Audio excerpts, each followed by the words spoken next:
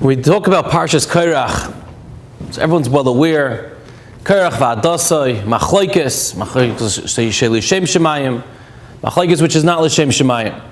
But I'd like to focus on something perhaps a little more subtle. It's more subtle, but much more fundamental. Think about it for a moment. Korach v'adasai, Korach and 250 men. These are the Nesiyei Ha'eda. We're talking about the Sanhedrin, the Gedolei Olam, the greatest of the greats, and they're here to go against Moshe Rabbeinu. They knew, the entire camp knew, that only one of them would make it. All the other ones would practically perish. Only one of them would remain, one of his machtas, one of the pans that they offered with their keteris. One would make it, everyone else would fall away. Which normal individual would gamble 1 in 250 odds with their life? You want to throw $5 into the pot, you want to throw $1,000 depending on your status, fine. Your life, most people wouldn't take their chance with a 95% chance, 50% chance of dying. But 1 out of 250, how can we fathom such a thing? Only one of them are going to make it, and yet they all risk their lives. And the answer is obvious, is that each one thought that they're going to be the person. They're going to be the one. Otherwise, how would you possibly gamble such a thing? They were so confident, it's going to be me. I'm going to be the one who's going to make it. Oyin ben Pelas's wife, who saved her husband from going, this is what she told him. She says, look what you're going to be. You're either way not going to make it. So why do you have to risk yourself? What are you going out there and joining these people? Very practical solution. Someone was able to look at it objectively. She saved her husband's life. But the other ones who went, how could they have fallen into such an abyss? How could they have risked their lives over something which we see thousands of years later, much smaller of people of stature, and we could see this with such an open eye? And what were they thinking? Rabbi Rucham said the teretz is Parshat.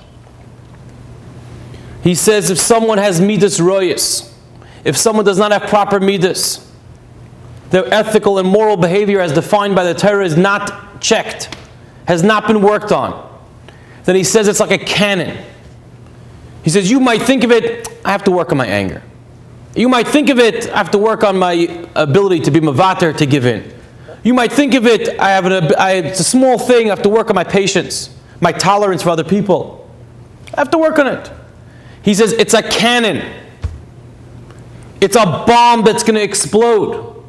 Because when we don't work on things, then it just comes out to a point and envelops everything in in the path.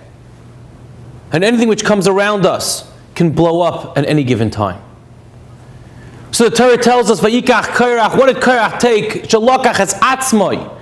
He took himself. Yes, it was so small. Yes, it was such a fine line. But he took himself, which means he considered himself more important than anyone else.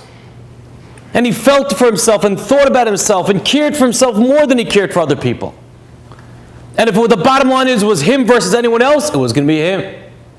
And that is what they all had.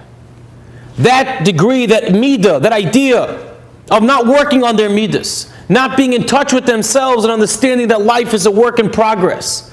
And it's something which has to constantly be worked on and checked again. Making a cheshbon nefesh, making a calculation as to where we're holding in life. If that's not going to be done, we're going to end up sometimes doing things which are so irrational. But it's possible. Because that's human nature. It's where Hashem created us. And that's the teva if we don't do what we have to be doing. I'd like to conclude. There's a billboard around here. It struck me as mighty odd. Usually a billboard for PR, they're looking for advertising. And it has to get you. And obviously all the media that goes into things, especially in bigger companies, they spend millions of dollars on marketing. They obviously know that this is what talks to people. And this is obviously going to sell their item. And there's a billboard for Benjamin Moore Paints. And it's just a picture of a paint can saying Benjamin Moore, the official paint of the New York Yankees. And I'm thinking to myself, I'm like, who is going to fall for this? I mean, So it's the official paint. If it's a cap, I understand. I'll wear a cap if my Yankees wear the caps. I'll have a drink, the Gatorade or the Powerade or whatever drink my favorite player, my favorite team is drinking. I'll do that as well. The paint. When I want to go to paint, I go to Home Depot, I go to Lowe's, and I find out what's the best paint. I'm going to go to the official paint of the New York Yankees. But the idea is yes, and obviously it's been proven that people don't look past that. There's a certain superficiality. That's what it is. Oh, the Yankees use it. I'm using it. That's without checking ourselves. Obviously, it's a very distant parable and a muscle to what we're talking about. But you see, ultimately, this is human nature. This is how we're talking to. We like going through life. We coast. This is the way I am. Check myself. Work on myself. This is the way I am. This is the way I grew up. This is what it is. No, I'll try. I feel sorry. Ultimately, what Parshat Korach tells us, Shalokach es atzma is a bad thing. It's not all about ourselves. We want to improve ourselves. Look outward. Look how I could work on myself. Look at how it could affect other people for the positive. When that happens, we would never fall into Korach v'Hadassah. We would never gamble and risk such an odds of being one out of 250. Rather, we'll be the Moshe of Aaron, standing up for what we know is right, and constantly going on a path of growth, of working on ourselves, and developing more of a connection and a kesher to HaKadosh Baruch Hu, to our Father in heaven. Have a wonderful Shabbos.